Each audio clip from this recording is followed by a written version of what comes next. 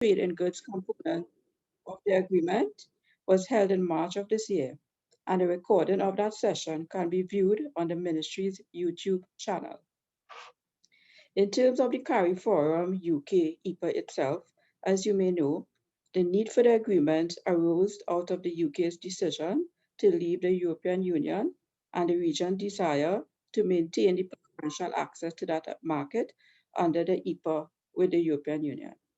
As such, this new agreement governs our trade and relationship with the UK post-Brexit. The CARIFORUM UK EPA was signed by Trinidad and Tobago on April 1st, 2019, and entered into force on January 1st, 2021.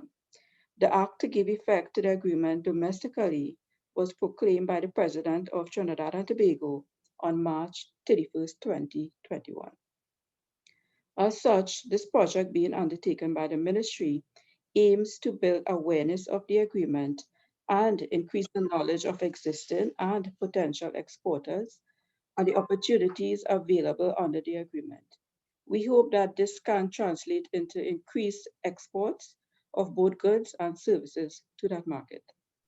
Ladies and gentlemen, the decision to cover the topics of trade and services and investment stem from the feedback we received from our pre-awareness survey, which was conducted in December 2020, where it was reported that trade and services and investment were key areas of interest by stakeholders. As some of you may know, this EPA, which replicates the EPA with the European Union, is Trinidad and Tobago's only bilateral trading arrangement where commitments were made in the area of services. As such, I encourage you to seek out the available opportunities. Additionally, the ministry is pleased to partner with the Trinidad and Tobago Coalition of Services Industries, TTCSI, and Inveni Business and Technology Limited to equip you with pertinent information and resources to assist you with accessing the UK market. As outlined in the program for this morning's session, the Ministry of Trade and Industry will present on trade and services and investment under the CARIFORUM UK EPA, while the TTCSI will share information on useful tools and resources which can help service providers become export ready.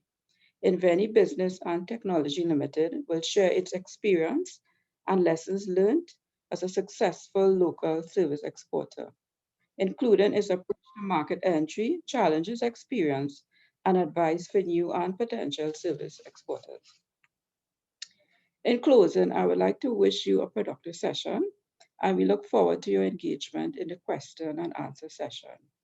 I hope that the information provided here today will enhance your knowledge of trade and services and investment with the UK and ultimately translate into market entry for new and potential service exporters. I will now hand you over to your host, Ms. Lewis, Assistant Director, Trade Promotion, who will guide you through the remainder of the session. I thank you all. Thank you very much, Susan, for that introduction to participants and for the overview of today's session. We can now move on to the first presentation by the Ministry of Trade and Industry.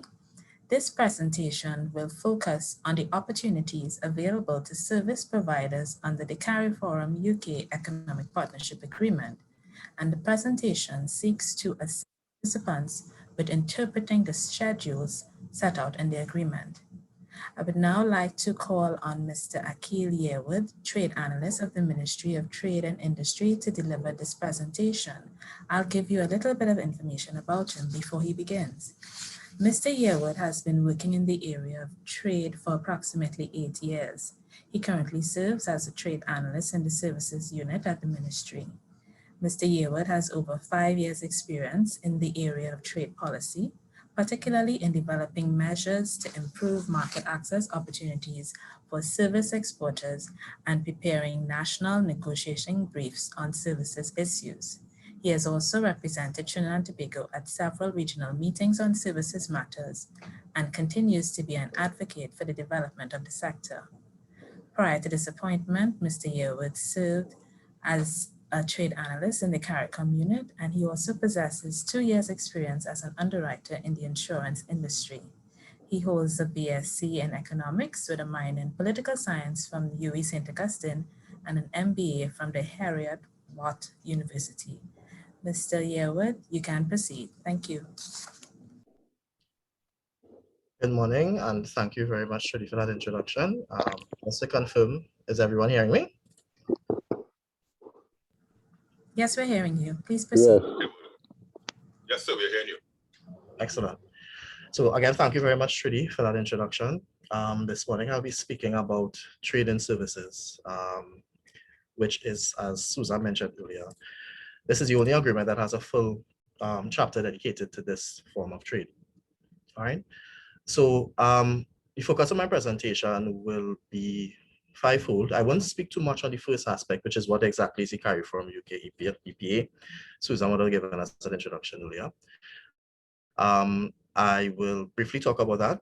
Then we move on to what are the modes of supply, which is an important area that service suppliers need to understand in order to take advantage of these trade agreements. Following that, I will give a summary of what are the services provisions within the CARIFORUM UK EPA. And also, I will talk about how do we interpret these commitments.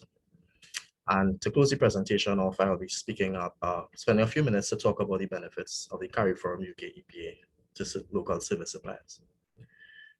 All right, so as Susan would have mentioned earlier, the agreement came about following the UK's exit from the EU. All right, but one of the things I want to highlight is one of the main, most important things of this agreement is that it's more than just a trade agreement.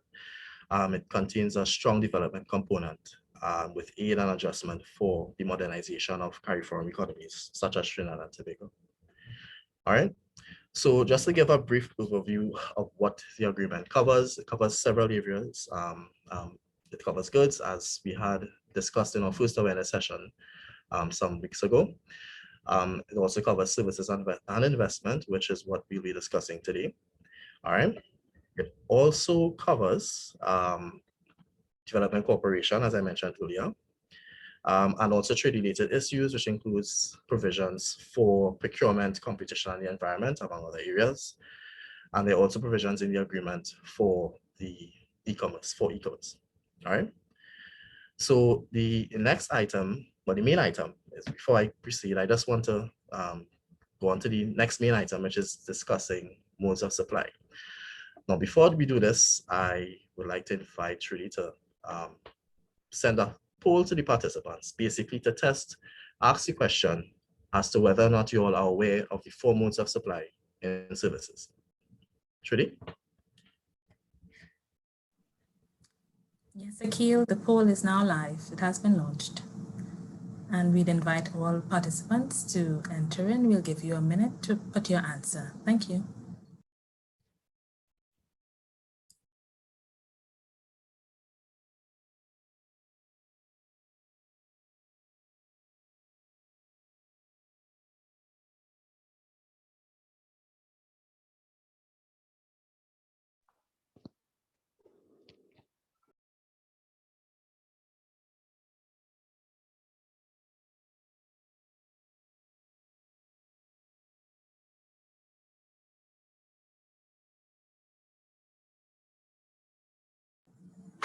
We're doing very well.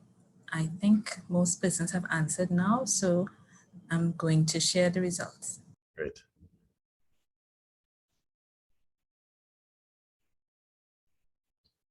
Okay, great. Okay, so the results say that 37% of you are aware of what it is, but the majority of you aren't. This is an interesting stat because it is necessary and very important to know what the modes of supply is, as it will basically help you as a service supplier understand how exactly to take advantage of the agreement, the best way to take advantage of the agreement. And so if it is we were to go on, I'll now go on to explain what these modes of supply are. All right. Now, trading services is usually measured in 1 of 4 modes, and it's important to know this as a service supplier. Right. Now, as you will see this first slide here, I would ask you to just pay attention to the green image at the top right, which will kind of give you a visual to help understand what this mode of supply means, what the different modes of supply mean. All right. So in the image, we have the take note of the guy in the yellow tie, he's the consumer, and the guy in the green tie, he's the service supplier. And the white line basically is a border. All right. Now, the first mode of supply is the cross-border mode of supply. All right. Now, this is when the service is provided from a supplier in one country to a consumer in another. And this occurs only when the service, so it's only the service that crosses the border during mode 1. Right? And it's often done during electronic delivery, right? Telecommunications, using satellite, the internet, right? And an example of this is telediagnosis, right? So for example, in health services, if you stay at home, call the doctor makes a diagnosis over the internet. That basically is the supply of the service via mode 1. And as you can see in the green image, the service supplier remains on his side, the consumer remains on their side, but the service is what moves. Only the service is crossing the border. All right, that's the first mode. We now move on to mode 2. Right. Now, the second mode of supply is called consumption abroad. Now, this is when the service is supplied in the country of the supplier, but to a consumer in another country. So the consumer is the person who's actually crossing the border and going abroad. Right? So for example, if someone is seeking hospital treatment abroad, that would be considered mode 2. So if you leave Trinidad and Tobago, if you're the service consumer and you leave Trinidad and Tobago to go to the States to get some specialist medical treatment, that is considered mode 2, right? Right. Now, these two modes of supply are covered in Chapter 3 of the agreement, the Trade and Services Agreement, which is Trade and Services and Investment Agreement, which is Title 2. Right? The next mode is called mode 3, which is commercial presence. Right? Now, this occurs when the supplier of a service establishes a physical presence in another country by setting up a subsidiary or a branch. Right? The consumer then purchases the service from the subsidiary in their own country. So, for example, it's a foreign-owned clinic. Right? So, as you can see there in the image, we have the service consumer in the yellow tie. He's remaining in Trinidad. The owners of the Barbados Facility Center, they have established a physical presence of their clinic in Trinidad and Tobago. I believe it's in St. Augustine. And you now go to this clinic. That is Barbados exporting that service via mode 3.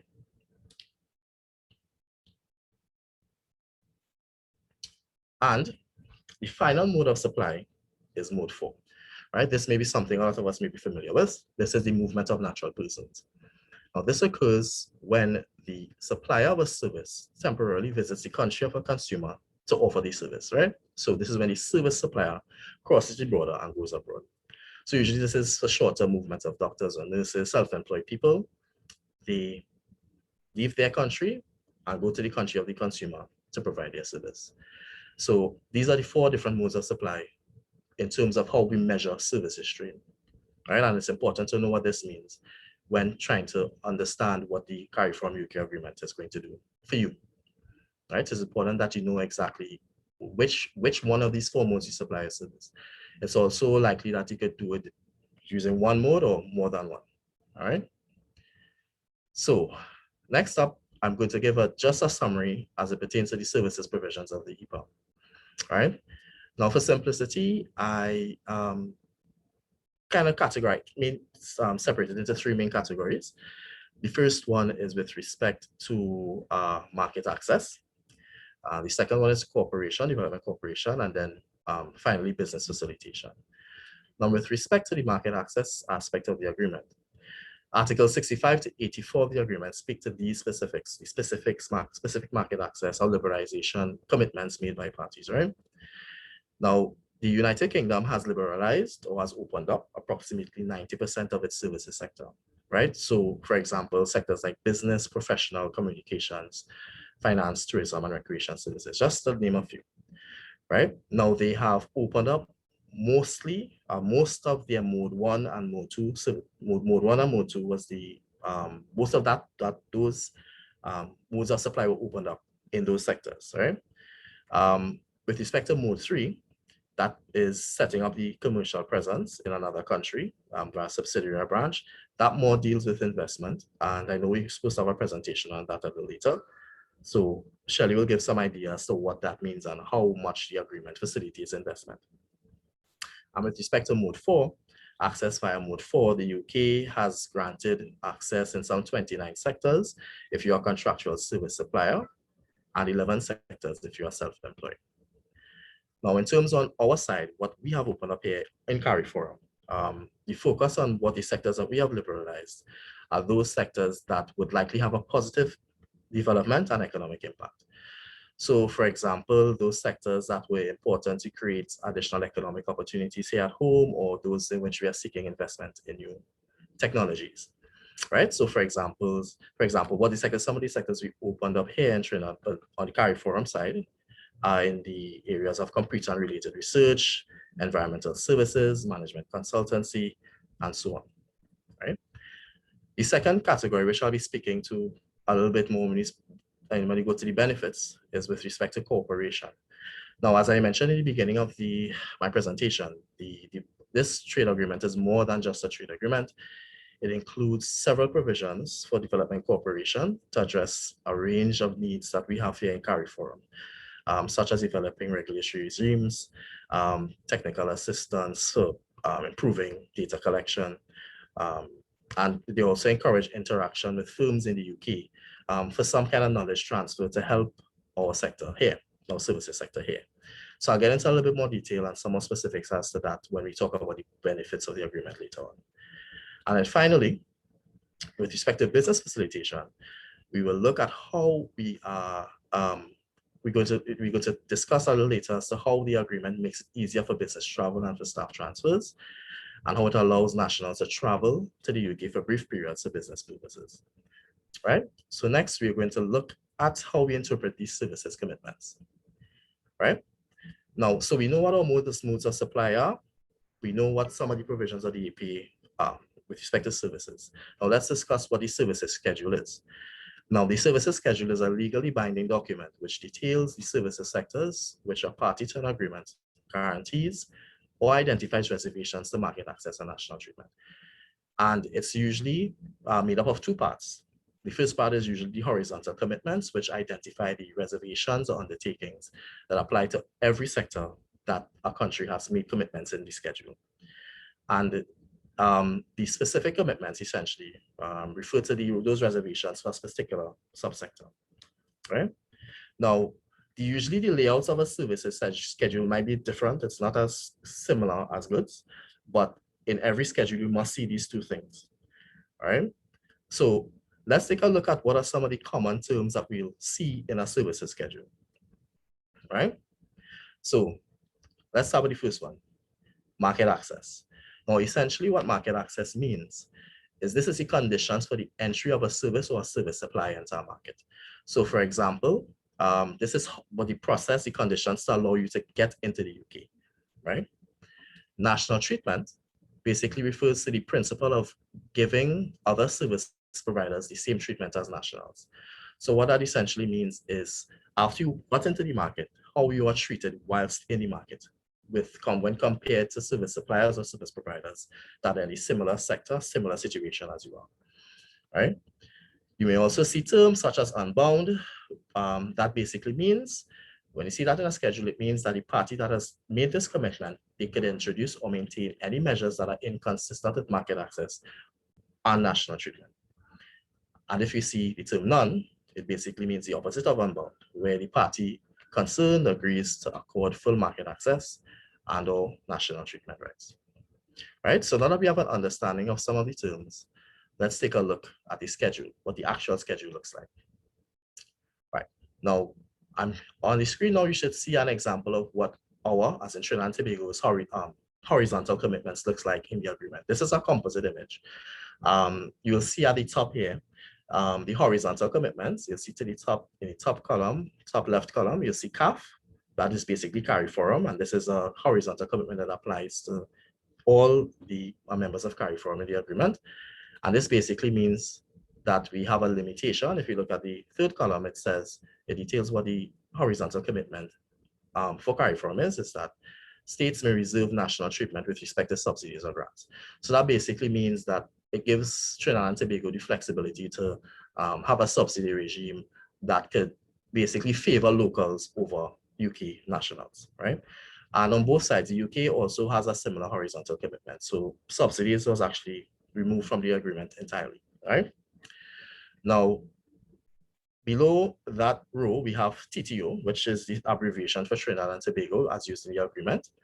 And you'll see for under the column for limitations of market access, you should see what that horizontal commitment is. You'll see the 3, that number 3, that essentially means for mode 3. And it basically says that this is basically speaks to things that apply across all sectors, things that, regardless of what sector you're in. For example, you might need a license for the acquisition of land, or if you want to buy shares, now that could apply across all sectors, right? That's for mode 3. And for mode 4, this basically speaks to immigration requirements. You have to be subject to if you're supplying a service via this mode, you're subject to the laws of Trinidad and Tobago immigration laws. And if you're staying for a certain length of time, you have to get a work permit, right? And for the national treatment column, as you can see, for mode 3 and mode 4, we have none.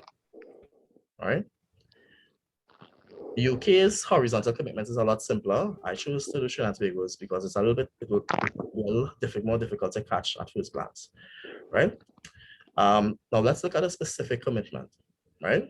So here's an example of a specific, one of Trinidad and Tobago's specific commitments for the services provided by midwives, nurses, physiotherapists, and paramedical personnel.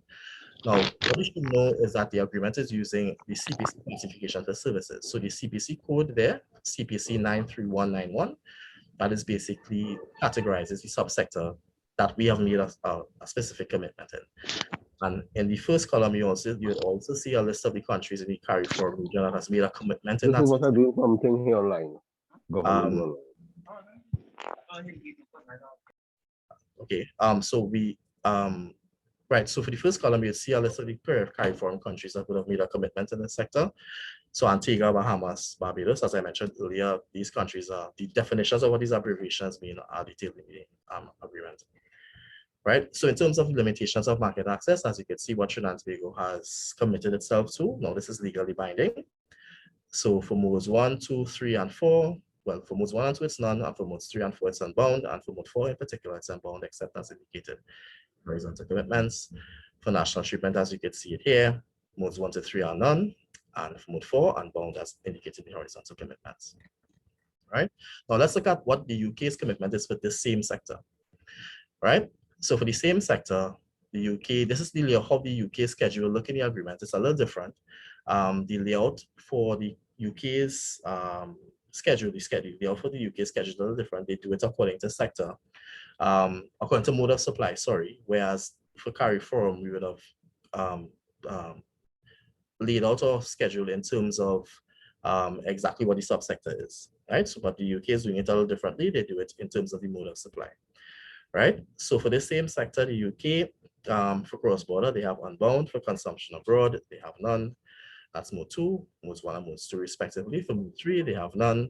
For commercial presence, and for modes 4, they have a reservation for an economic needs test. And I'll explain what an economic needs test is a little later. All right. Now, next, let's talk about the benefits to local service suppliers. All right. This is just an example of some of these sectors that you as our domestic suppliers have access to. It's a longer list than this. Remember, as I mentioned, it's over 90% of their services sector has been opened up in some shape or form for access for locals to participate or to trade. All right, so this is an example, just to put it in terms what that schedule, you have an idea what the schedule is, what the none means, what the unbound means. So let me put in some terms that you might understand. So as an example, this is for medical services, for example, a local business should be able to establish a practice to provide dental, midwifery, nursing, physiotherapeutic and paramedical services, and the retail sales of pharmaceuticals. So that is you, by establishing a practice, they essentially mean mode 3, you establishing a physical presence over the UK. We have the ability, we have the access to do that. With respect to, we are also allowed to secure permission for local staff. Now that could be senior staff, key personnel, or graduate trainees to work in a locally owned practice established in the UK. So for example, if it is you establish this physical presence and you wish to transfer some of your local staff across there to work, you're allowed to do so. And there's some time restrictions applied to this, and I will explain what the different time restrictions are a little later. Contractual service suppliers can also travel to the UK to provide these services, but these services are all subject to recognition, registration, and licensing requirements, and economic needs test requirements, right? Now, an economics needs test is basically a test that will condition the access to a market upon the fulfillment of certain economic criteria, right? Now, these economic needs tests are not designed to unjustifiably prevent or impede access. They simply aim to prevent the displacement of domestic firms, right? And to prevent the oversupply of a particular sector, right? And both sides have economics needs tests for varying sectors, right? So that's one example. Another example that might be of interest to some of you participants here this morning is with respect to the engineering and architectural sectors, right? Now, to put this in that language you could understand, make it simple.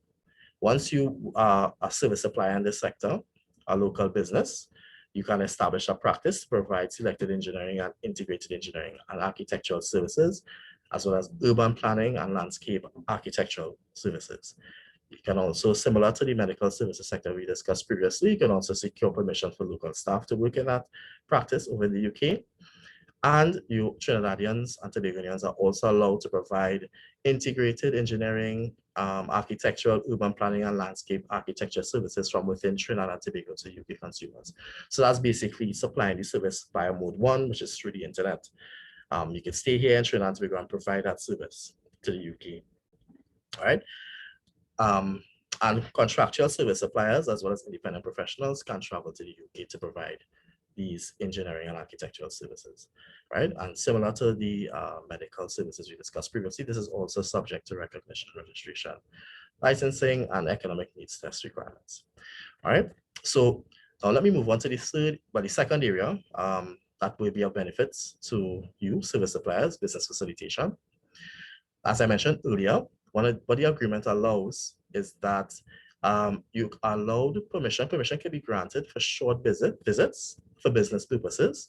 You can enter to conduct sales agreements, to negotiate sales agreements, conduct market research if you want to attend a training seminar or trade fair.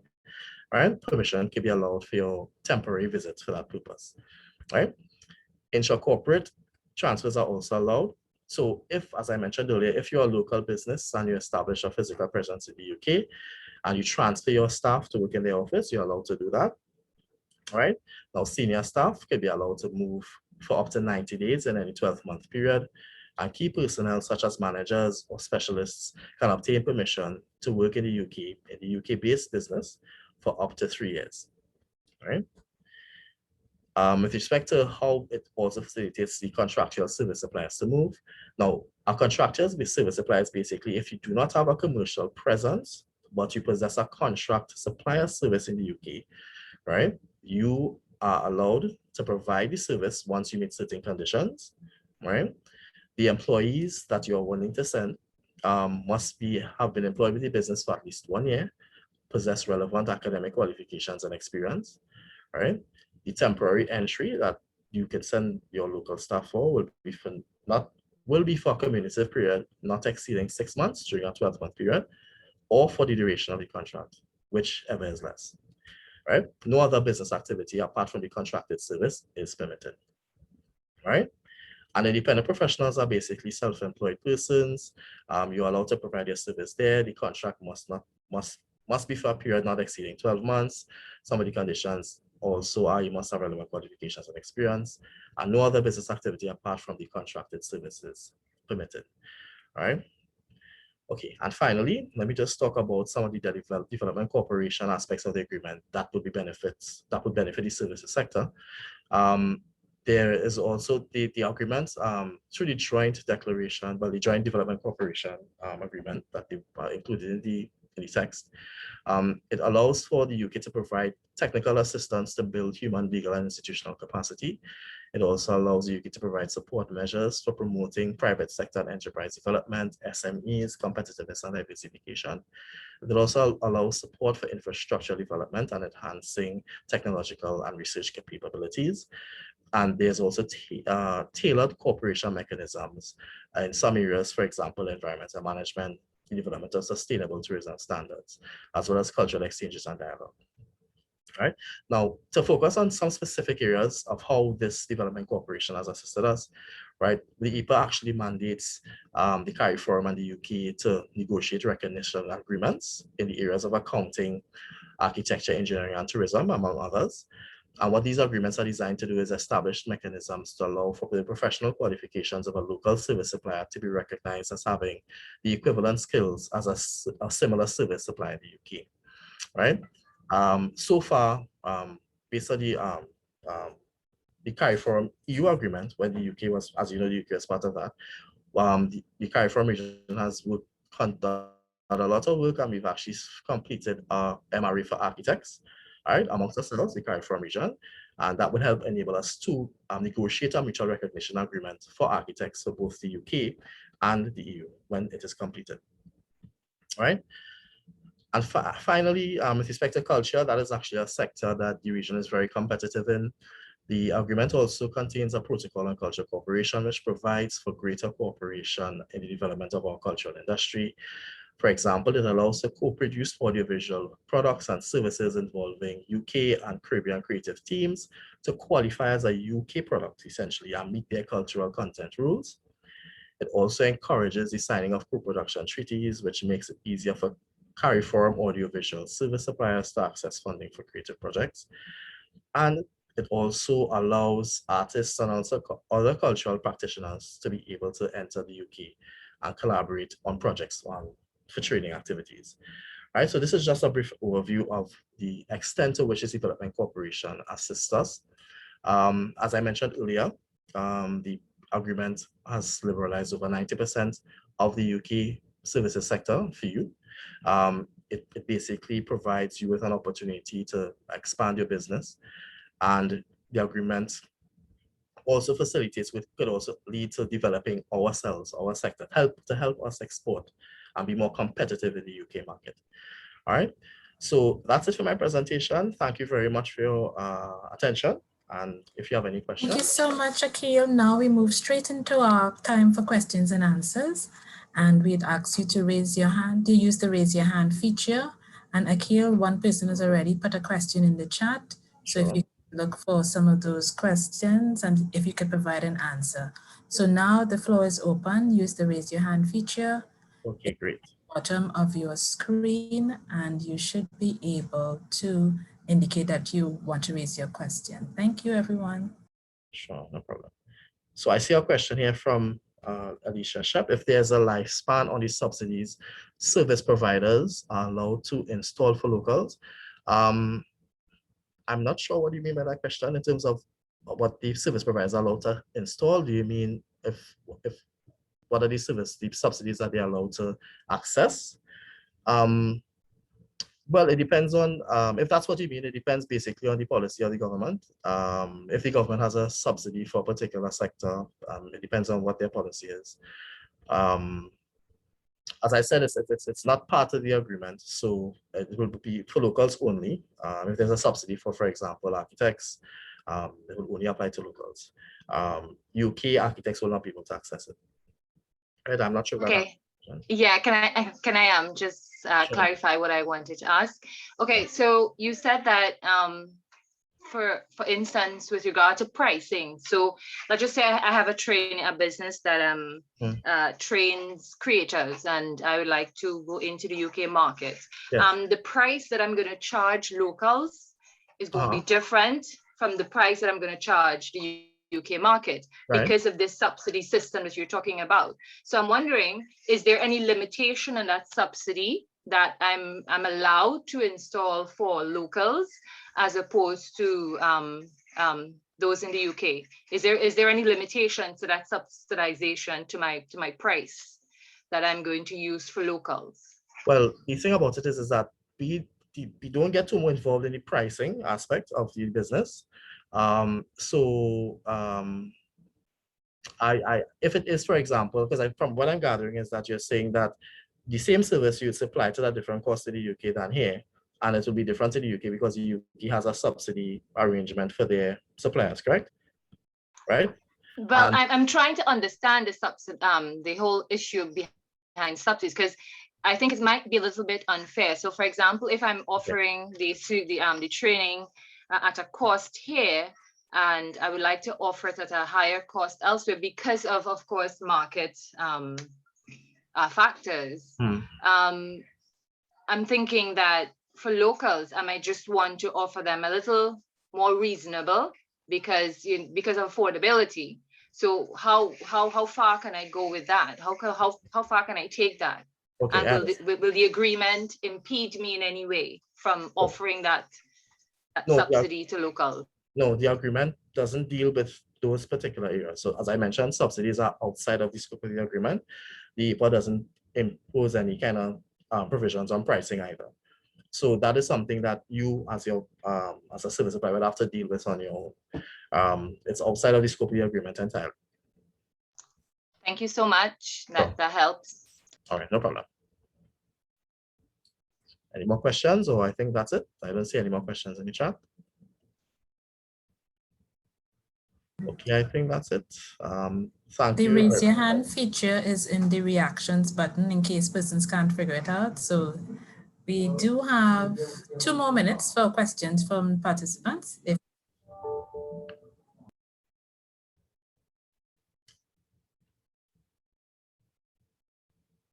While we're waiting for questions, we want to say thank you to members of the media who have joined us today. We have representatives from Express and Newsday. Thank you so much. And Akil, it seems we have no one putting up their hands, so perhaps your explanation was very thorough. I think we are going to prepare to move on if we don't receive any questions. And so I want to thank you so much for that great explanation on the modes of supply for services and for giving us the details you did on the CARIFORUM UK schedules. Okay, thank you very much. Enjoy the rest of the presentation today. Thank you, Akil. And next we move on to another presentation from the Ministry of Trade and Industry. And this time our focus will specifically be on investment under the CARIFORUM UK EPA. And our presenter for this will be Ms. Shelley Prasad-Bechan. And I'll just give you a little information about her before she begins. Mrs. Shelley Prasad-Bechan holds the position of Senior Economist in the Investment Directorate.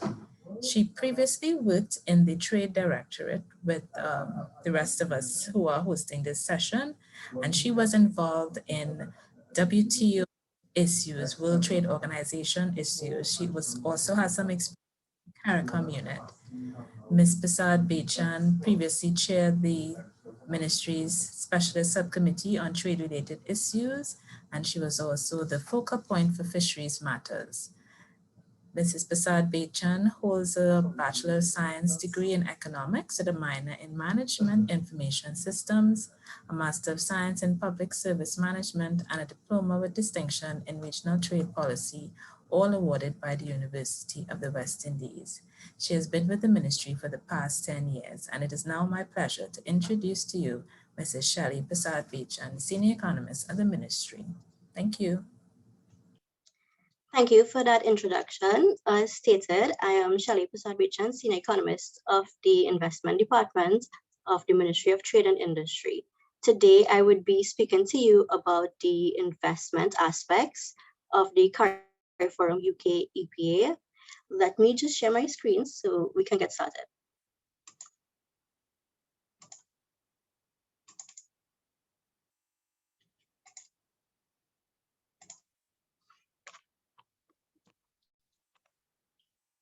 I have prepared for you today a roadmap on the areas we would be addressing.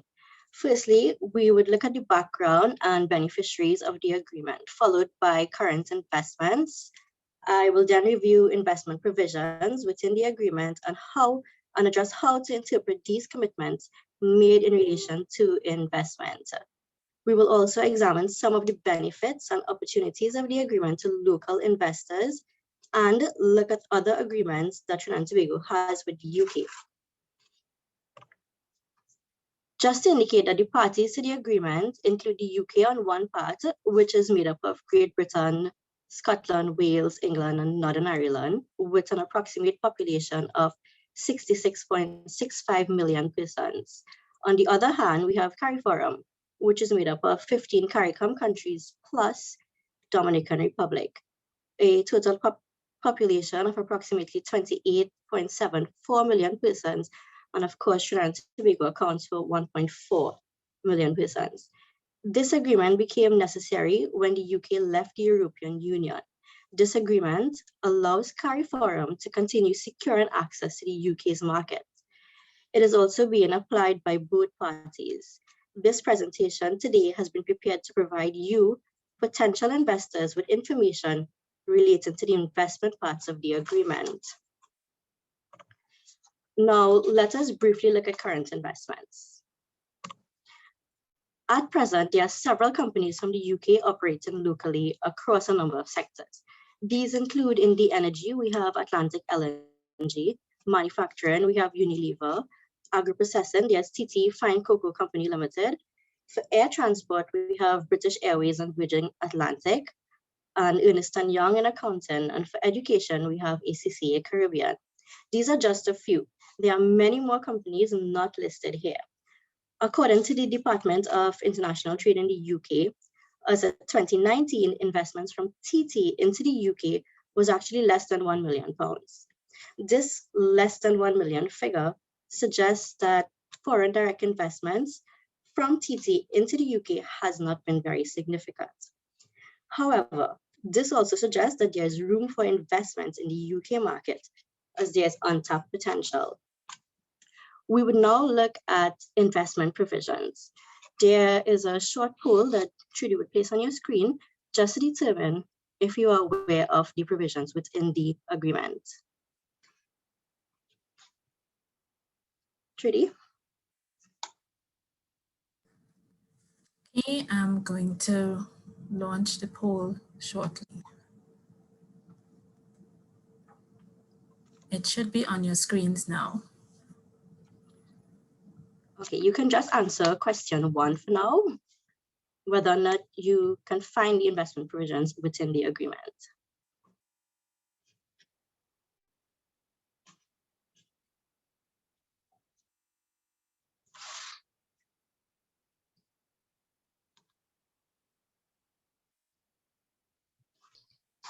Hi, Shelley. Actually, participants would not be able to submit unless they answer all 3 questions. Okay. That's actually how it is for me. Okay, no problem. You could go ahead with it. I'll take down the results.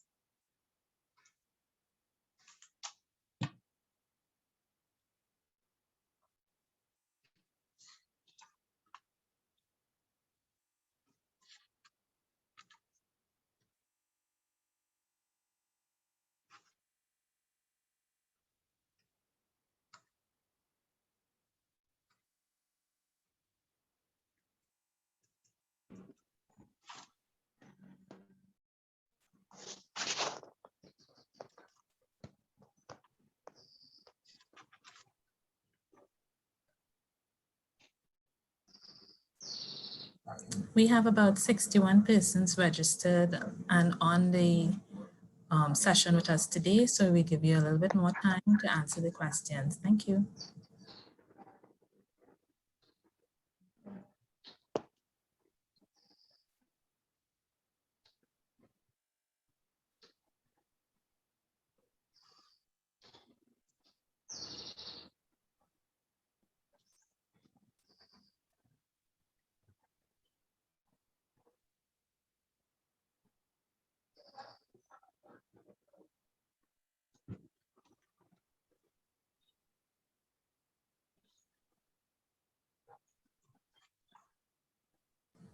Okay, Shelley, we're going to end the poll now and share the results, okay? Thank you. 9820. So 9820.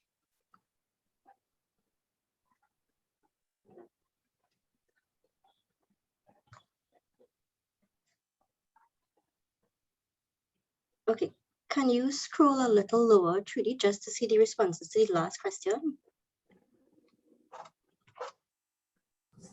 Can you see it now?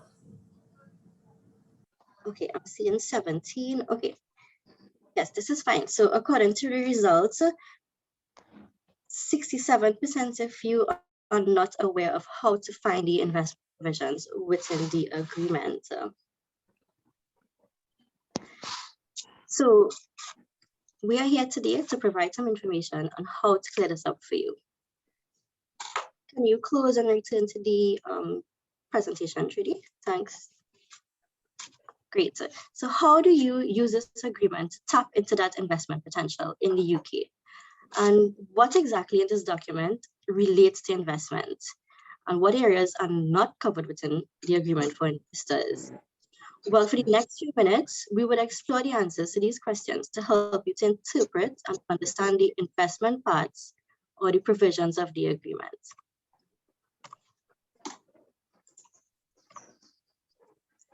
Investment provisions. I want you to think of investment provisions as the rules which govern how investment will take place. Investment provisions or rules relating to investments are addressed through 9 articles, which can be found in Chapter 2, Articles 65 to 74. Investment is closely linked to trade and services as it takes place across borders and relates to the setting up of businesses in a foreign country. Let us look at how investors and investment-related activities are referenced throughout the agreement. Now, the agreement speaks about a juridical person or an entity. This simply means any legal entity organized under the eyes of the law. It could include a corporation or a joint venture or a sole trader. For the purpose of the agreement as well, an economic activity is an activity carried out in competition with an economic operator. So your investment or your business will have to be in competition with another business to be considered an economic activity in the UK. Of specific interest to investors would be the term commercial presence. This means any type of business or professional establishment which is registered and set up for the purpose of performing an economic activity. And when we speak of an investor, what exactly does this cover?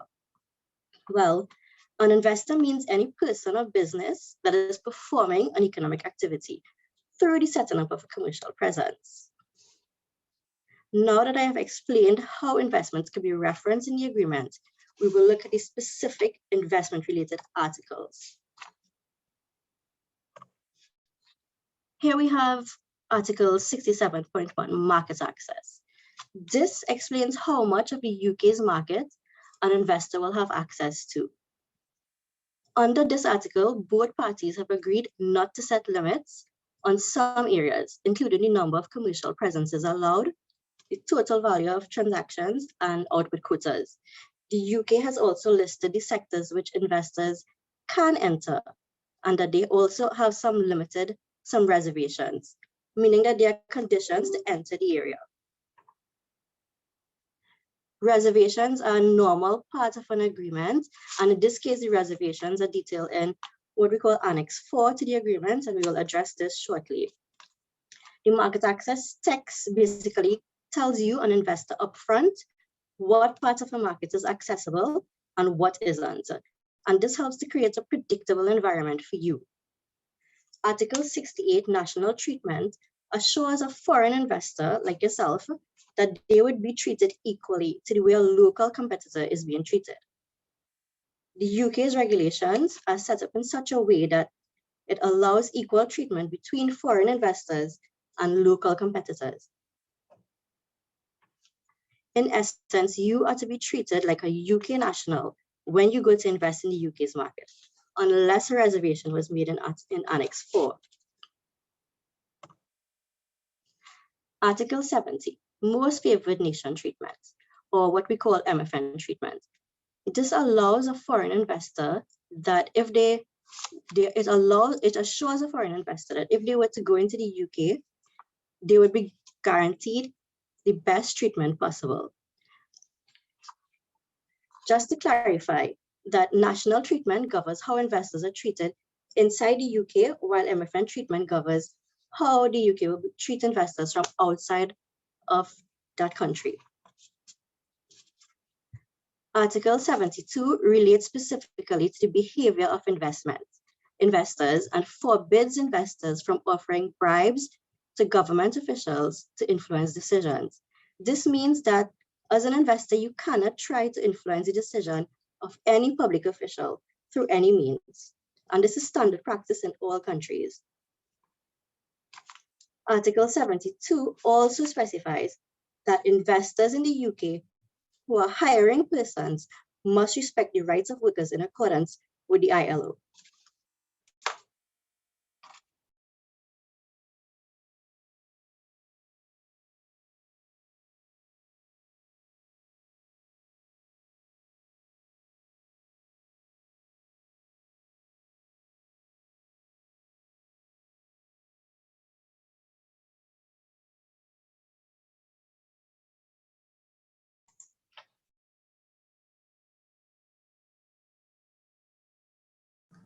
Hi, Shelley. My apologies, I believe I was muted for a short bit there.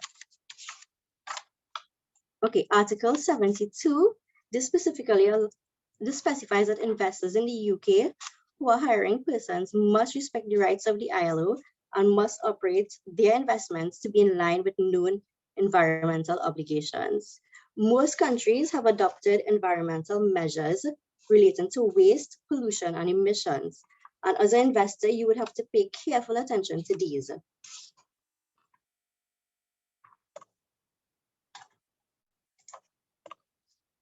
Moving along to Article 73, the maintenance of standards.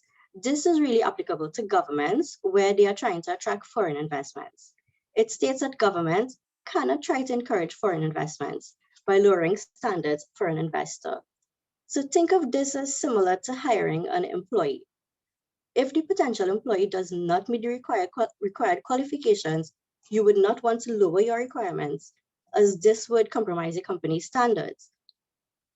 So for you as an investor, if you are entering into the UK, you need to be familiar with the standards which you would have to meet.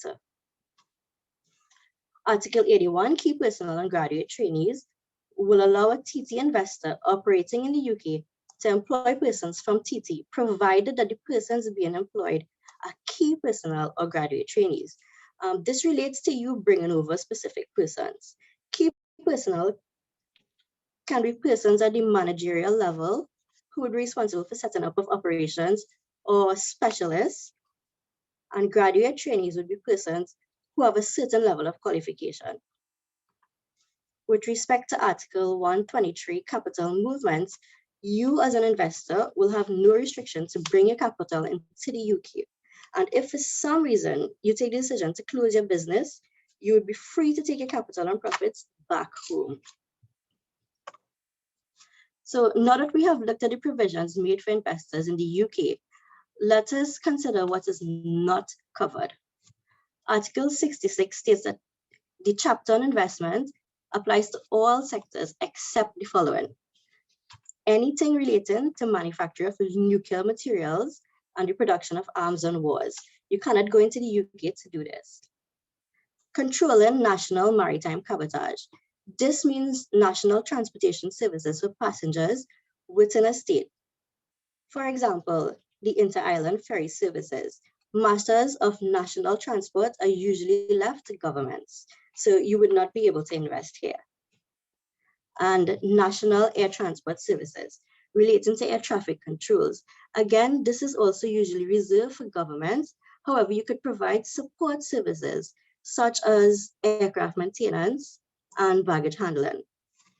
So what this means is that if you are looking to invest in the UK, it cannot be in these areas. Earlier, we spoke about market access, and mention was made of commitments and reservations under Annex 4. So let us now turn our attention to how to interpret these commitments as an investor. What are commitments in an agreement? A commitment is understood to mean a condition which a country gives. A commitment which cannot be agreed to is called a reservation. In Annex 4, both parties, meaning the UK and CARIFORUM, would have listed their commitments and reservations. The UK's list are detailed through A to D on your screen, you'll see the list, and CARIFORUM listed details at E to F. We will now look at how to interpret these commitments. Earlier in the poll, the question was asked whether or not you were familiar with the investment commitments, and 83% of you all said no, you weren't. So we hope to enlighten you and provide some knowledge on how to interpret these. Under list A, commitments on commercial presence, the UK has a limit or reserved access in some areas. Firstly, an investor cannot provide public utilities. This is usually reserved for governments. In addition, if you as an investor wanted to invest in a UK flag vessel or a boat, you could only do so if 75% of that investment is owned by a British citizen. In addition, the vessel must be managed from within the UK. If you are an investor from a country which is a major energy supplier, such as Trinidad, you can be prohibited from obtaining full control in the areas of mining, quarrying, and manufacturing of petroleum products. Normally, when it comes to access to energy, governments usually want to have some control in the supply chain. You can, however, engage in extraction of crude and natural gas, but you would need to have your company incorporated. With respect to banking and other financial services, an investor may be required to have a registered office in the UK.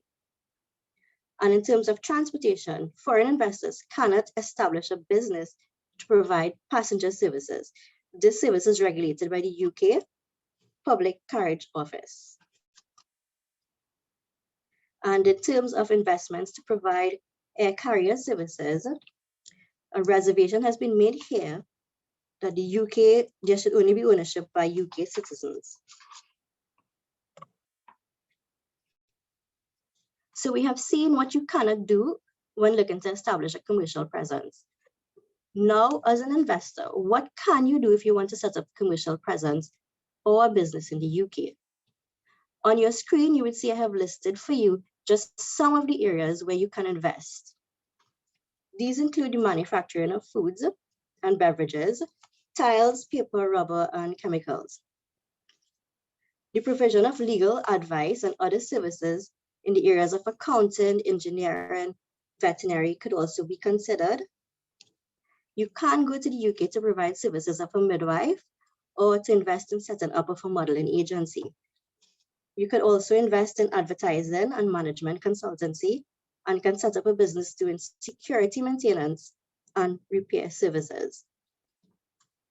Investing in providing hotel and restaurant services and establishing a travel agency are also options to consider. Again, these are just some areas. The full list of sectors could be made available to you.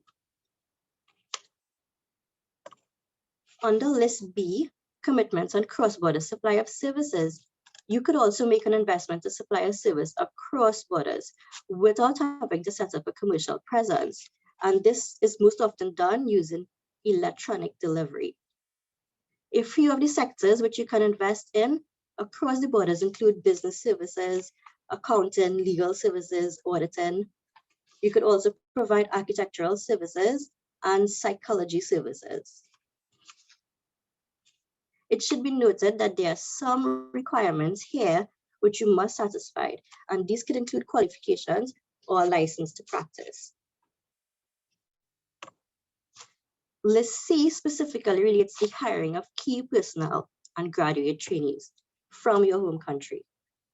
If you were to make an investment in the UK's market and you wanted to hire specific persons, for example, like a specialist or somebody with the business know-how, or graduate trainees from back home to support your investment, this would be allowed for some areas, but not for all. Persons hired under this article could actually stay in the UK up to 3 years if they are transferred from the home company into the UK's company. They could stay for 90 days if they're a business visitor, and they can stay for 1 year if they are a graduate trainee.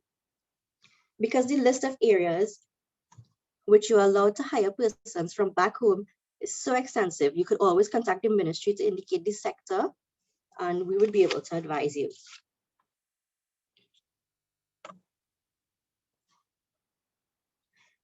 Here we have list D.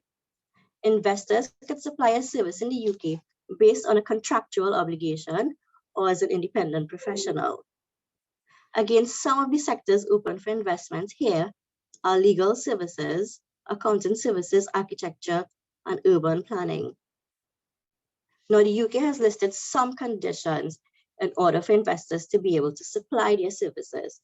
And these include, for example, in the medical field, there would be an economic needs test. What this means is that the government may consider whether the market has room to employ persons from outside of the UK, or if there are sufficient persons already within the UK. Also, to be a chef, you may be required to have 6 years experience and a certain level of qualifications. Now, you would have noticed that many of the sectors mentioned in list A to D are repeated. This is because you can enter a sector through different routes. So, for example, to invest in offering accounting services, you would be able to do this through setting up of a commercial presence or business under list A, through electronic means through list B, or by getting hired or a key personnel or graduate trainee in list C, and also by obtaining a service contract or an independent professional via list D. So in essence, the agreement could be used to support the specific manner in which you want to invest in the UK, and it also provides you with options. Just to note that there are many sectors covered by the agreement, some with conditions and some with none. If you are interested in a specific sector, the ministry could assist you with locating the conditions for your entry. We now move on to the benefits and opportunities to investors who are looking to enter into the UK's market.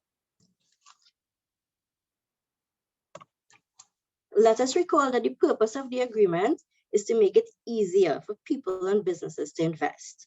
In this light, the agreement has created a more equal partnership where investment conditions are predictable and the business environment is transparent. The agreement also sets out the conditions and rules to make both markets more attractive for investors. In addition, as previously mentioned, it guarantees investors who are contracted service suppliers, intercorporate transfers, or business visitors and graduate trainees a specified time frame for their stay in the UK. So what are the opportunities to TT nationals in the UK market relating to investments? Well, we know that the UK market already has a love for Caribbean heritage in terms of its culture and foods. According to an article published by CARIFORUM today, chefs with a Caribbean heritage are making Caribbean cuisine more mainstream, and there's increasing demand for Caribbean foods in the UK. Research has also revealed that the UK Caribbean food market is worth approximately £100 million, with Caribbean foods, sauces, and condiments being highly demanded. Trudy, I see you there. I'm just wrapping up. There's also a demand for Caribbean produced tropical related cosmetics, hair, and skin products. These are just some of the known areas, and of course, you may be aware of additional opportunities within your sector or business or businesses, and as visitors tend to know their competitors. Okay, so now that this session has been designed to raise awareness on the CARIFORUM UK agreement. However, you are here because you are interested in the UK's market. I thought it important that you be made aware of 2 other agreements specific to supporting and promoting investments with the UK. A poll question was posed to you earlier whether or not you were aware of the agreements, and 83% of you said you were not aware. So the first agreement that TT has directly with the UK is the Double Taxation Treaty. This was signed with the UK in 1983 and addresses taxes. Some of the taxes covered here are income, corporation, and petroleum tax. This agreement lays out the information as to how an investor will be treated with respect to paying taxes, so that the environment, again, is predictable and you are aware of what taxes you are to pay, how much you are to pay, and where you are to pay them. The purpose of this treaty is to avoid double taxation or unnecessary double taxation.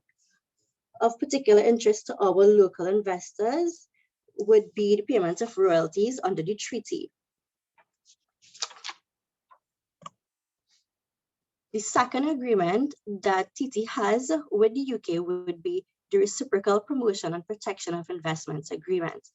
This was signed with the UK in 1993, and this agreement looks at creating favorable conditions for investors on how to protect and secure their investments. For example, there's compensation for losses. In terms of war or conflicts, the UK government could offer you compensation. There's also a guarantee on expropriation, which means that the government will basically not seize your assets while you are operating in their country. The protection agreement looks at repatriation of investments, and it guarantees that investors who have decided to close their business could transfer proceeds back to the home country. And there's also provisions for dispute settlement at the international level. The Double Taxation Treaty and the Protection of Investments Agreement should be considered along with the CARIFORUM UK EPA. Together, these three documents ensure that our local investors are promoted, protected, and facilitated when accessing opportunities in the UK. Well, we have come to the end of my presentation. I thank you for your time and attention, and my contact information is available should you need any more information. Thank you so much, Shelley. And we go straight into any questions that our participants may have for you. We also want to recognize another media house, Caribbean Lifestyle Communications. We thank you for being with us. These are Radio 97.1 FM, 90.5, and Heartbeat 104.1 FM. So we give you a few minutes to raise your hands if you would like to ask a question before we go into our next presentation.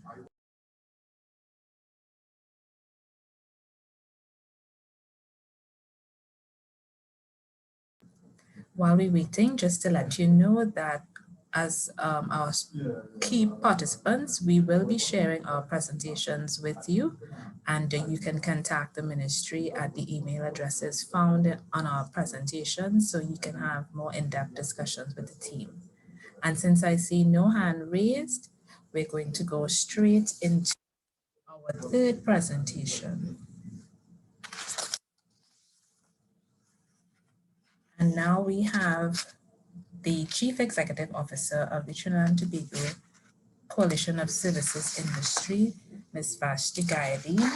We're very pleased to partner with them. And just to give you a little information about Ms. Gayadeen, she has more than 20 years experience in research and development, policy design, SME development, global and institutional competitiveness, and international relations. Prior to joining the TTCSI, she worked in academia, public and private sector, including the Arthur Lockjack Global School of Business, the Trinidad and Tobago Chamber of Industry and Commerce, the Economic Development Board, Trinidad and Tobago International Financial Center, and Ministries of Energy and Public Administration. Mrs. Gayadeen spearheaded several projects with international development agencies such as the IDB, UN ECLAC, and the World Bank, and she has a proven track record of developing research products that enable the business community to make well-informed decisions. She is very educated. She holds a first degree in history, a master's in international relations, history, and a postgraduate diploma in promotion of financial. Ms. Gayadeen has been charged with the responsibility of repositioning and rebranding the TTCSI into a research-driven entity. She is an advocate for the development of the services economy in the Caribbean region with an emphasis on building an export mindset. And so as we say thank you to Mrs. Shelley Prasad Beshjan for her presentation, we now welcome Ms. Vashti Gayadeen to make her presentation. Thank you.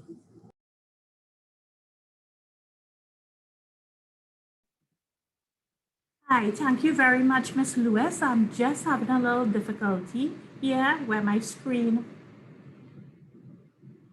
freeze, so I am trying. Okay, it's on. Thank you again. Are you all seeing my screen? Yes, we are. You can proceed. Okay, thanks. Good morning once again, and thank you very much to the Ministry of Trade and Industry for including and extending an invitation to the DTCSI to participate in this webinar, which comes at an opportune time as firms in the services sector are navigating the global pandemic and are looking to explore new opportunities in markets. I will start by giving you some context on who we are and what we have been mandated to do. The TTCSI was established in 2006 as a result of a mandate of the heads of governments of CARIFORUM. CSIs were established as the vehicle responsible for negotiating the then EU CARIFORUM Economic Partnership Agreement. Fast forward to 2021, we are 15 years old and we currently represent 56 associations with a combined membership of over 650,000 companies and individuals. We have roughly, our research demonstrated that there are currently 85 active services associations in the country. So we represent over 65% of these associations. We also represent services providers and firms across 60 subsectors. I'm sure you all did not know that there are more than 40 subsectors within the services sector. As our members navigate these uncertain times, market intelligence and research are critical to ensure that businesses make more informed decisions. As a result, decisions were taken last year to introduce a number of new member support services specifically focused on building export capacity. This includes research and data analytics. We can now provide data analytics by sector or market, global trends and analyses, and even customized reports for donor funding. Retainer research services are also available. We support our associations. We are as strong as our associations. So our premise is to ensure that we aid associations in meeting their mandates. So we provide, and it's a virtual world that we live in, we provide technical support for virtual meetings as well as administrative support, as well as the research support that I mentioned before. Throughout last year and into this year, we have been repositioning ourselves as a research and data analytics hub. The intention is to collect and collate disaggregated data on the services sector. These data analytics will then be used to guide national policy and decision-making affecting the sector and enhance Trinidad and Tobago's competitiveness and readiness to expand the export of services. We are currently working with the Sport Company of Trinidad and Tobago in measuring the economic impact of sport in the economy, as well as developing a roadmap for the export of sporting and recreational services. This is something that should be of interest to the business community. It's the first of its kind. It's a national services exporters portal.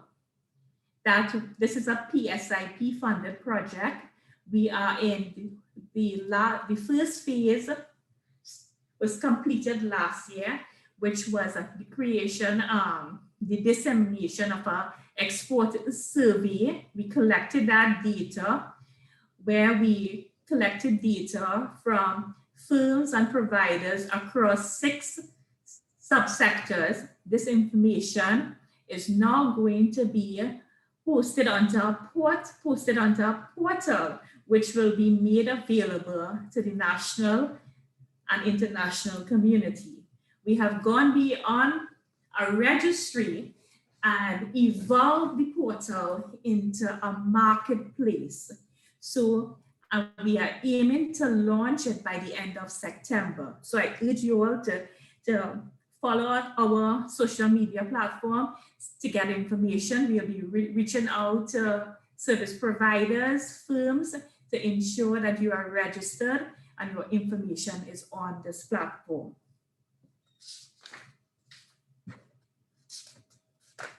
Now, as I said earlier, we were established to focus on negotiations of trade agreements, as well as to focus on enhancement of export capacity. One of the ways that we are doing this is through a training program called Services Go Global. I will go back to this roadmap again. So Akil mentioned the 4 modes of supply. There has been, those are the traditional modes of supply. There is now a new mode of supply, mode 5, which simply refers to the export of goods. Some examples is design, engineering, software that have incorporated and are traded as part of manufactured products. On this, in terms of, so getting back to Services Go Global, it's important, the first step in the Services Go Global program is that for services providers to identify which mode of supply they currently operate under. This is a critical element, and this normally is an aha moment for the provider, because most services providers do not see themselves as an exporter to begin with.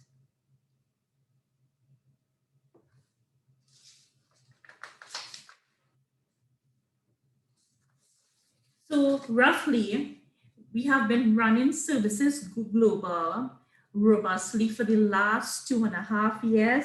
We have graduated roughly 123 persons. The Services Go Global program, as I indicated, was developed to optimize the CARIFORUM region's export of services by building the capacity of services providers to capitalize on opportunities under the CARIFORUM EU Economic Partnership Agreement, CSME, and other existing trade agreements, and to build national capacity by developing a cadre of certified trainers for the program geared to assist SMEs in the services economy. TTCSI is the only certified body in the country to deliver this program. 2 years ago, we established the Lawrence Placide Services Go Global Award. Lawrence Placide was the first president of the TTCSI. We have roughly 3 persons have emerged as winners over the last 2 years. 2 of those persons are on the screen there. One of the awards, the prizes that they win is that they have been afforded a certified coach from Caribbean Export to work with them to ensure that they implement their export plan.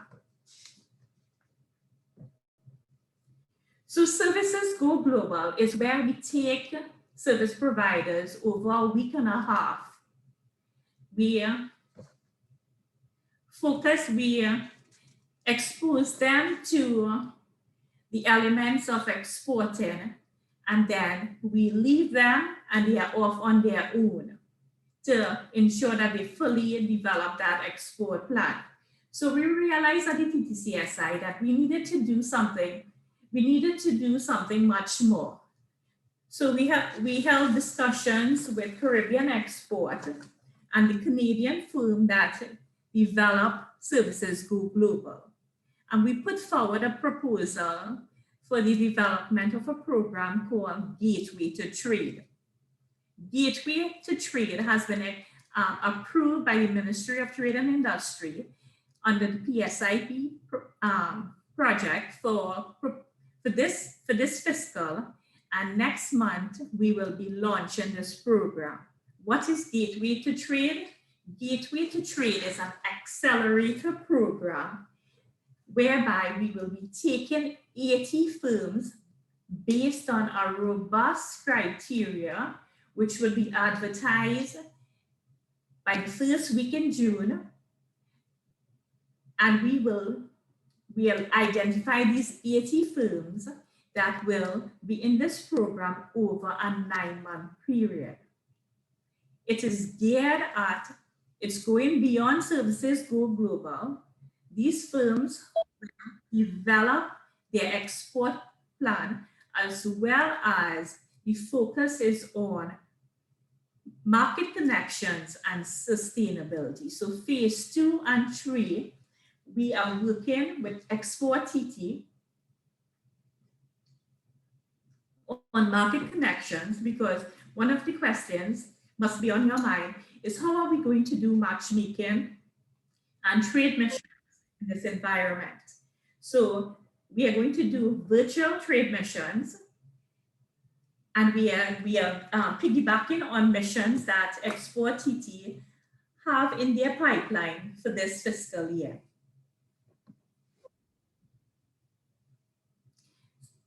So this is some of the, this slide here focuses on the different stages of Gateway to Trade, which involves preparation of your export plan. Actually, the consultants will be assisting these firms in market research. There's also a critical element in terms of development of your websites, your marketing plan, and in terms of the market development. This is one, as service providers, I'm sure that you would realize that coaching is a critical element to success of your business. So coaches would be assigned to each firm for the duration of the program to ensure that you meet your KPIs. This is some examples of the relevant templates. The full program will be done virtually. So there is another element of this program called Trainee Trainer, whereby we are building, as an institution, we are building sustainability. So 15 trainers drawn from TTCSI and Export TT would be trained, and these are the persons who will be the coaches for the firms going forward. These trainers would be also have the capacity to run the program next year. So next year, rather than us employing the Canadian firm, the TTCSI, in collaboration with MTI and Export TT, could do this program on our own. And this also ensures that we have a sustained relationship with these firms, because we will have the trainers in-house.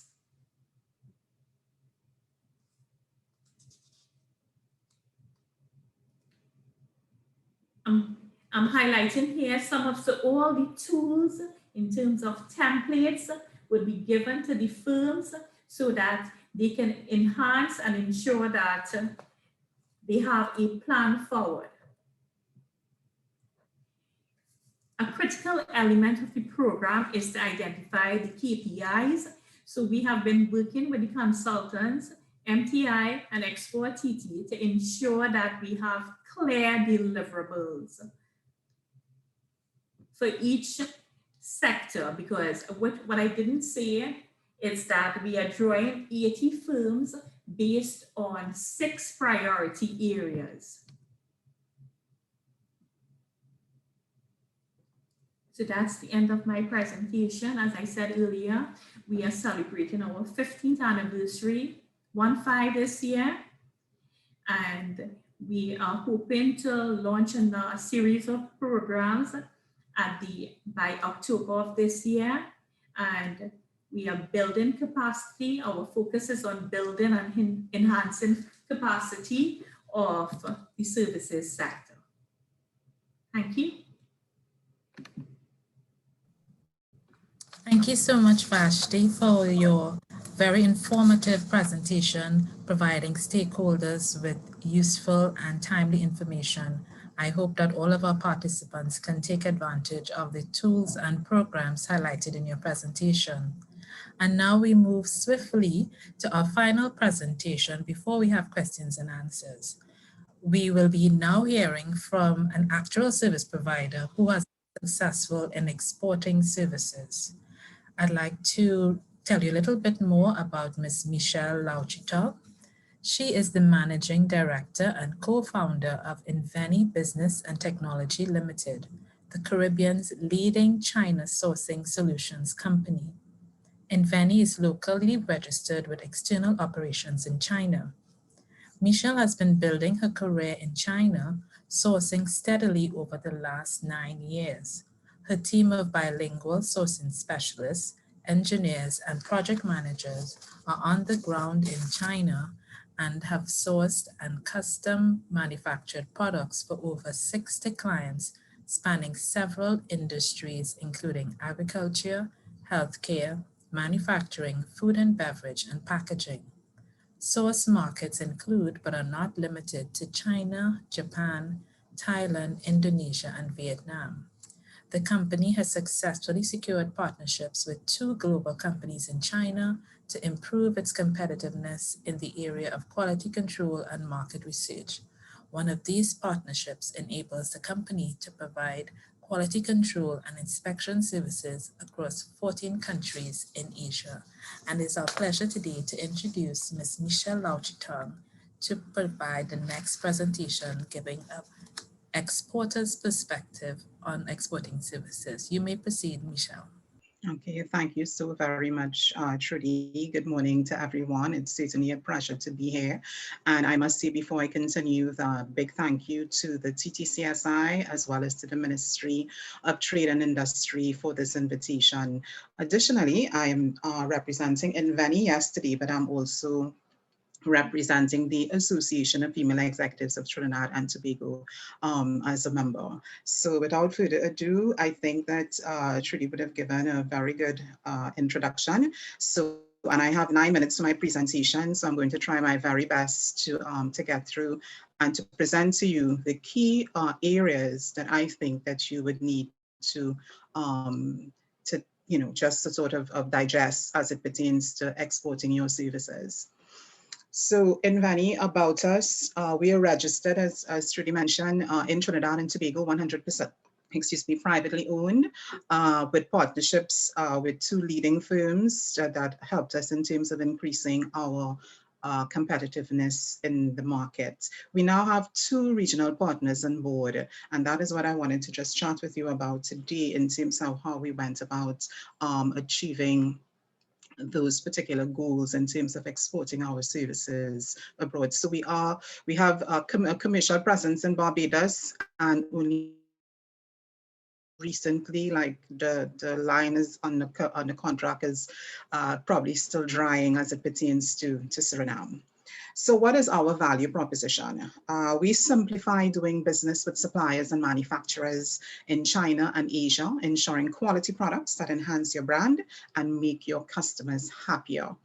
Our partners, myself, yes, in Trinidad, and then we have Charles Holder Consulting and Associates in Barbados, and Numenon Group Agency represented by Natasha D. Ramdani in Suriname. And I'm not going to spend too much time in terms of, what we do. The presentation will be sent to you. I really want to get to the export area of the presentation, but the business was started because, businesses were experiencing, and individuals and entrepreneurs, problems in terms of doing business in China and other markets in Asia.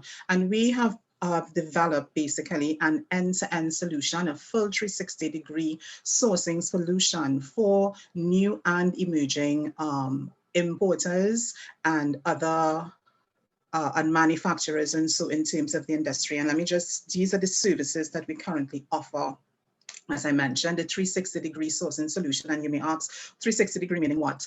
And just very briefly, from finding your suppliers, ensuring their legitimacy, ensuring their export capability, their production capacity, providing sampling and prototyping. And then we move into the production process. Then we have our pre-shipment inspections happening at the factory prior to your goods leaving. And then, of course, we support export logistics support to ship your products to any destination that you desire. In between all of those different parts, as it forms our full solution, is quality control and inspections. That is our unique and competitive advantage in terms of this particular system, I like to call it, that we offer for persons interested in doing business in China and other markets in Asia.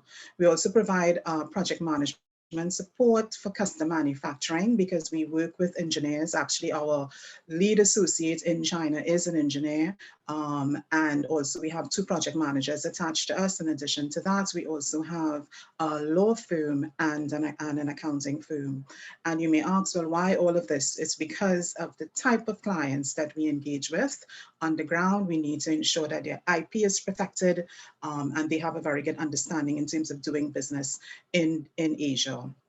Quality control services, that could run us from, again, from auditing your suppliers, ensuring, as I mentioned, their legitimacy, so supplier qualifications and factory audits. Then we do inspections during the production process from the very beginning. Then you are there for inspections of your products being produced at the manufacturer during the production process. And then nothing leaves China if you're working with our company without our pre-shipment inspection being done. Also, again, as I said, export logistics is provided.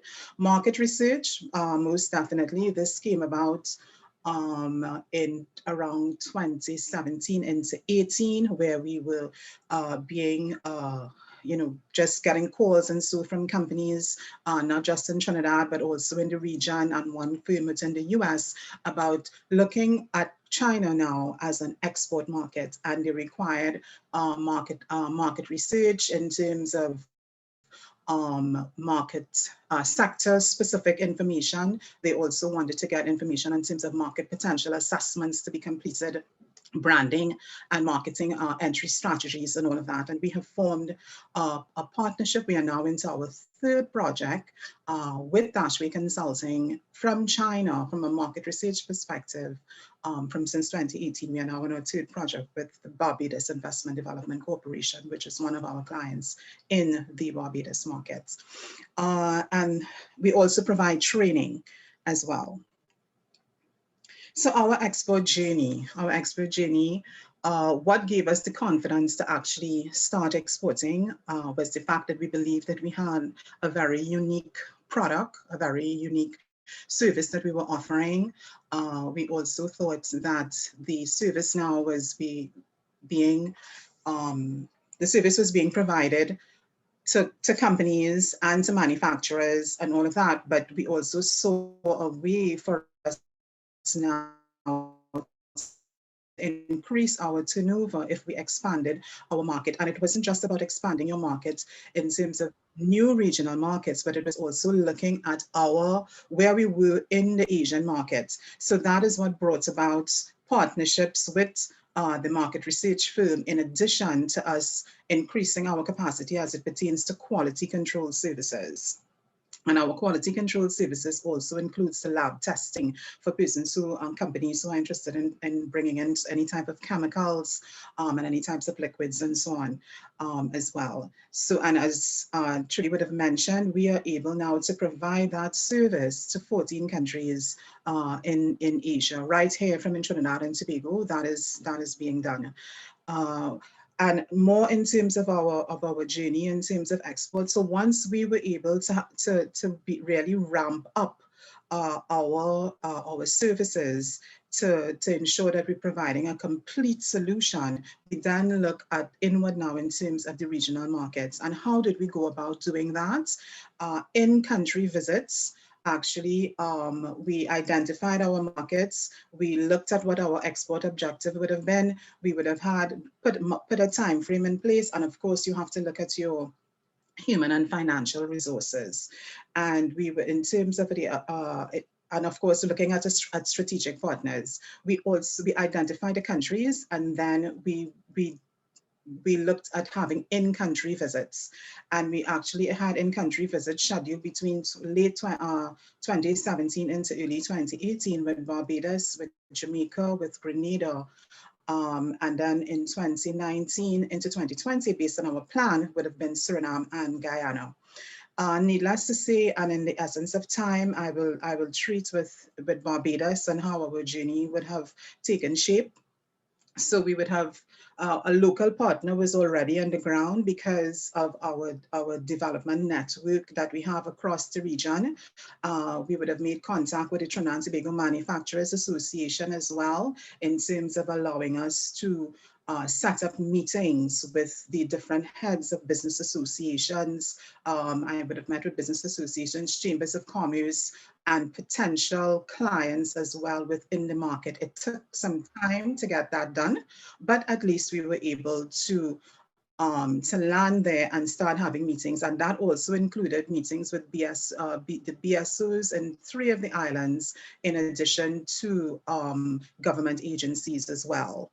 So in getting the underground, and it was a 2-prong approach. What were we looking for? Of course, we are looking to get clients on board, but chief among our objective was actually to land a partnership agreement with a strategic partner.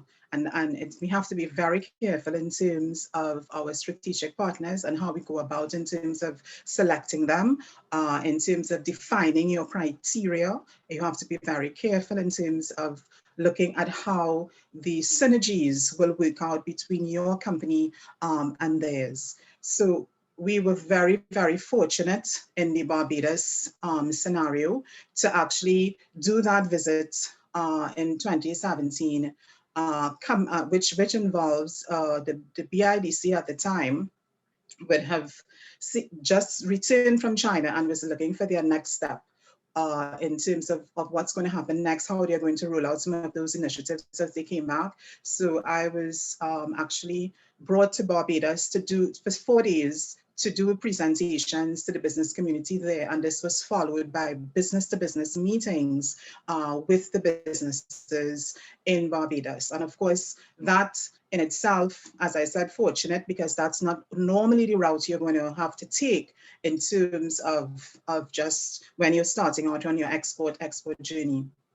So you could imagine, from that initial exposure, we would have landed 3 clients right away. And those 3 clients are still very much with us as we continue to deliver our services in Barbados. We also would have signed with our partner, our company representative, Holder Industries, Mr. Holder, on the ground as well. And as I mentioned to you previously, we are on our 3rd project as it pertains to market research within the Barbados market. We have also provided manufacturing equipment for a setting up of a small plant for a client in Barbados as well, in addition to quality control services for another client. And I can go on and on. But at the end of the day, the market research on your potential market is very, very important. You cannot miss that step. At the end of the day, if you're getting into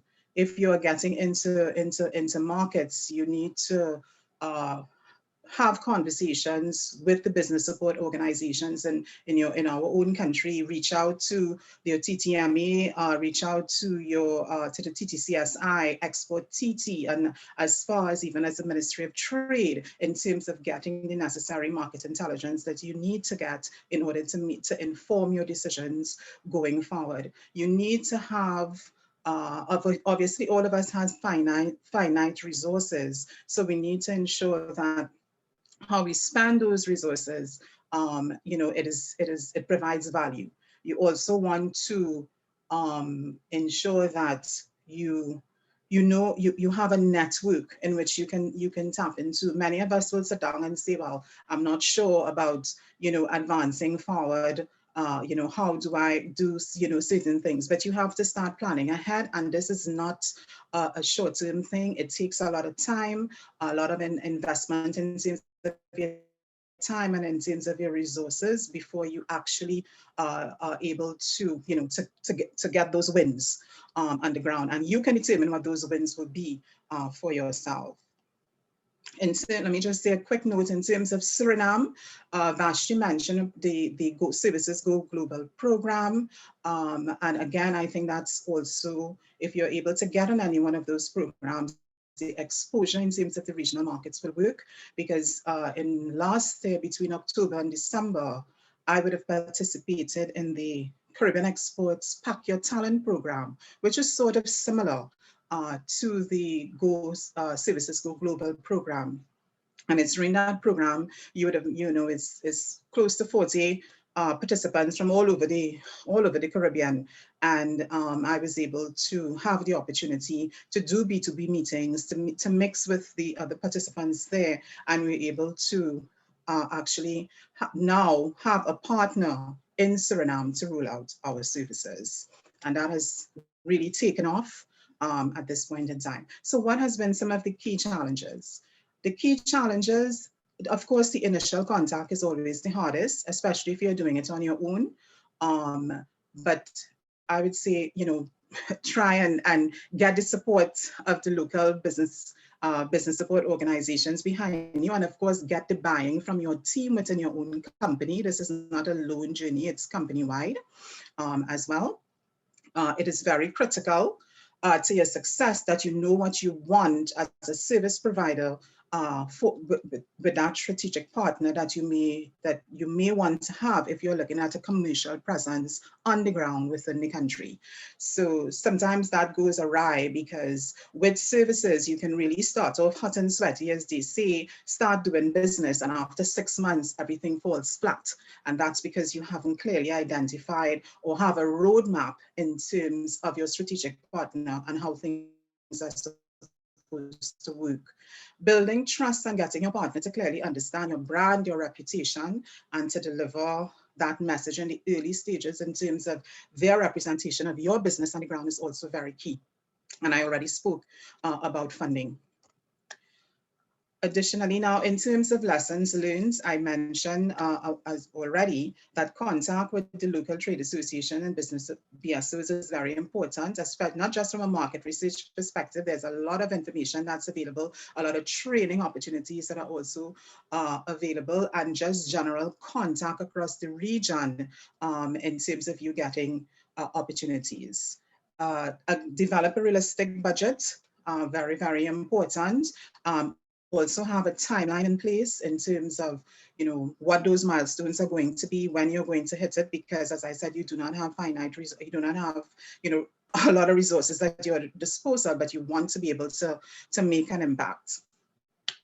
Develop skills in areas where you lack experience, and sometimes as the heads of service organizations, we may be highly technical competent in terms of what we do, but we may not have the necessary negotiation skills. Some of us may not be versed in sales. Some of us may not, like the interface between, meeting persons on an ongoing basis. Build your capacity within those areas. I would encourage you to do that. And of course, develop your business network. Take the opportunity to join some of the programs that are out there. And more than that, keep your ears to the ground so that you can know what is taking place. Many times I would hear, well, I don't know, these things are really happening. Can I really be participating in it? Well, as a business person, if you are intent in terms of exporting your services, you see it as an opportunity where you can have increased sales and you can really deliver something worthwhile and you can feel proud of and make an impact, well, then why not?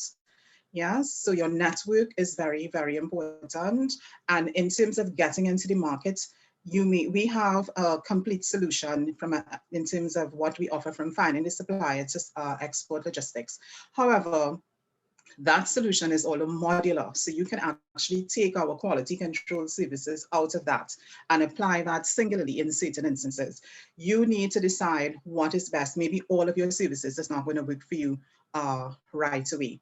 So in terms of your research, in terms of when you're looking, you're weighing, the cost benefit, what is the best approach, and trying to understand which service in terms of ranking would make sense. That is very, very important, because you can't just go in there and decide, okay, I'm going to just take on all of all of Suriname. Decide which sector might be best for you at this juncture. Yeah. And just general advice in terms of exporting, I would say don't spread yourself too thin on the ground.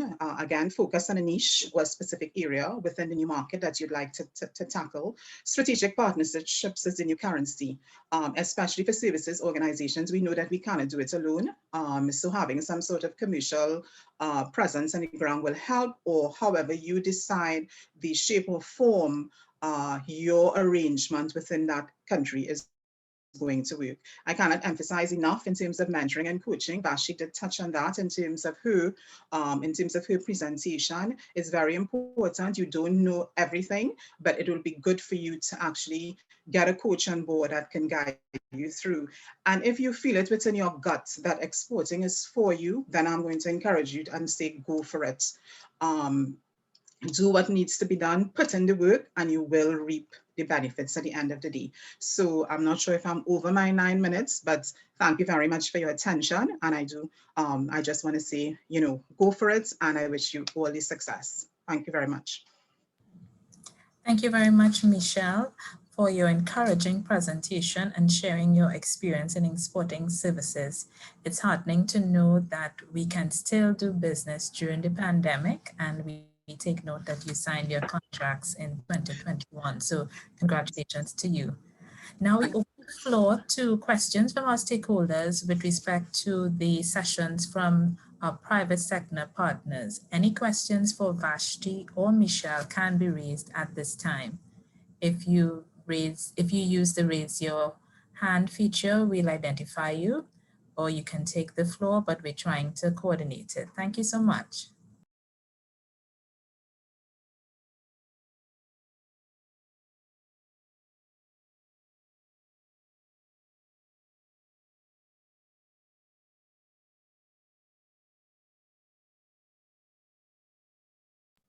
Okay, while we're waiting for questions, just letting you know that soon as the question and answer session comes to an end, we'll have our closing remarks.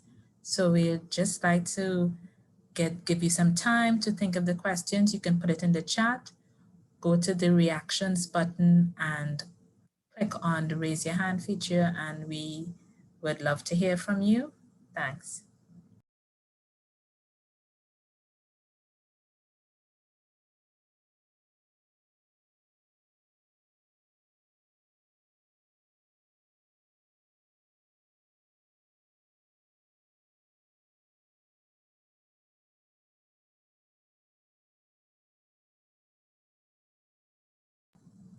Okay, so it seems that we have explained enough. We've given enough encouragement. And so Michelle and Vashti, I'd like to thank you very much for your very encouraging and informative presentations. We know that TTCSI can be a great source of support for services exporters. And Michelle, thank you for putting in a plug for Export TT. It is our trade facilitation and export agency, and it also applies to services sectors. And Vashti is sending us a message. We have One More Services Go Global for the sporting services sector. Vashti, I'm not sure if you want to explain more about it. We have a few minutes. Sure. So this Services Go Global, as I indicated earlier, this is a free program, and this is an area, a new area. I couldn't get any facilitators to take up the challenge to do one for sports and recreational services. I finally got 2 brave facilitators. So it's the first program of its kind in the region, and we have a limited seating, just 30 persons. So please, if you know any coaches, anyone operating in sports, please, I urge them to register early, 4 o'clock, because it starts in June, and it's across the Caribbean. Another thing that I didn't mention, that all of these programs are done with participants regionally. So we have had 3 programs thus far. By the end of the tourism session, we had participants from Belize, Barbados, Trinidad and Tobago, Jamaica, and 5 deals emerged from that first session.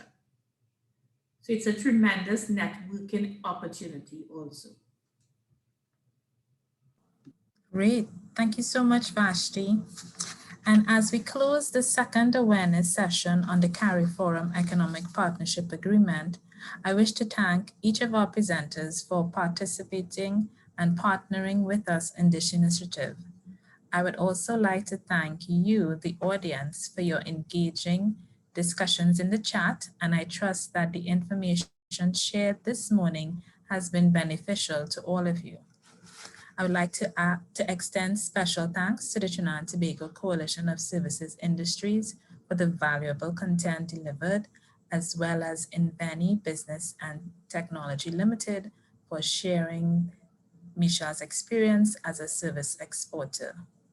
I'm sure that participation today has provided useful tips and practical information which can be sourced by new potential and existing services exporters to improve your export readiness.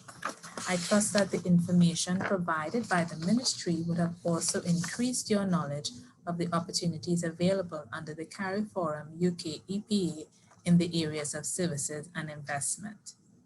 For those of you who are interested in obtaining more information on EPA's Economic Partnership Agreements, the International Trade Center has recently launched a website containing useful and comprehensive information on EPAs.